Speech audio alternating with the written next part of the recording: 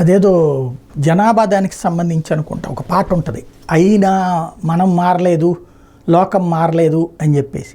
చంద్రబాబు కూడా అంతే, మారలేదు.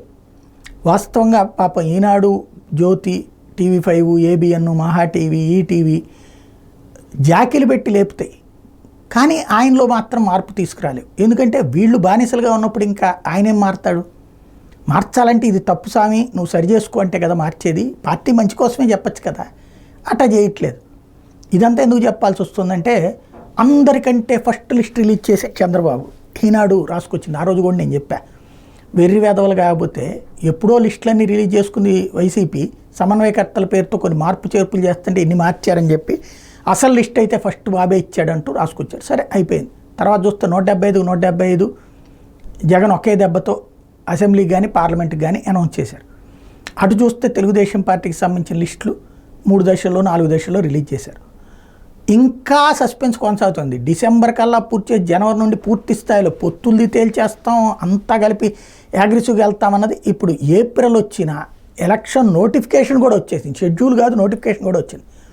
అనపత్తి సీటుది గందరగోళమే, అట్లాగే చింతమనేని విషయం గందరగోళమే. ఎందుకంటే ఇచ్చి అనౌన్స్ చేసేసారు ముందు, మళ్ళీ బీజేపీకి ఆ సీటు ఇవ్వబోతున్నారు అనపత్తి తీసుకుని అన్నటువంటిది. అది ఏమీ తేల్చరు. ఏమయ్యా ఇప్పుడున్న సీట్లకి మార్చే ప్రసక్తి లేదని చెప్పట్లా. మరొక వైపును చూస్తే అటు ఏలూరు పార్లమెంట్ కూడా అడుగుతున్నారు, నరసాపురం పార్లమెంట్ ఇచ్చే కావాలంటే రఘురామకృష్ణరాజుకి ఏలూరు పార్లమెంట్ అడుగుతున్నారంటే పాపం ఇప్పుడు ఆయన ఒక కన్ఫ్యూజన్లో ఉన్నారు. ఇట్లాగా ఎటూ తేల్చకుండా ఇప్పుడు ఇంకోటి ఆ ఉదయగిరి దగ్గర లేకపోతే దాదాపు 6-7 చోట్ల కొత్తగా IVRS సర్వేలు ఇవన్నీ చూస్తుంటే ఆ గందరగోళం సాగుతోంది. చివరి దాకా రఘురామకృష్ణరాజు భవిష్యత్తు రోడ్డునే పెట్టారు. ఎటూ తేల్చరు, ఎంపీది తేల్చరు, ఎమ్మెల్యేది తేల్చరు. మొన్ననగా ఇప్పటికి 45 గంటలు 45 గంటలు గడిచిపోయినాయి. ఏమన్నా అయ్యిందా?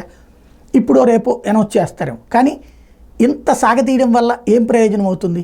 అది కదా ఆలోచించాల్సినటువంటి అంశం. ఇప్పటికైనా బాబు గారు తొందరగా తెమిలిస్తే ఈ 21 రోజుల్లోకి ఇంకా ఎందుకు ఉంటుంది? ఇవాళ 18కి వచ్చేసాం, వచ్చే నెల 13. ఇంకా ఉండేటటువంటి టైం ఎంతని? ఆ 13 అంటే 11వ తారీఖుతో ప్రచారం గడువు ముగిసిపోతుంది. ఈ లోపే కదా చేయగలిగేది. ఇప్పుడైనా తేలిస్తే పాపం వాళ్ళ జీవితాలు ప్రశాంతంగా ఉంటాయి.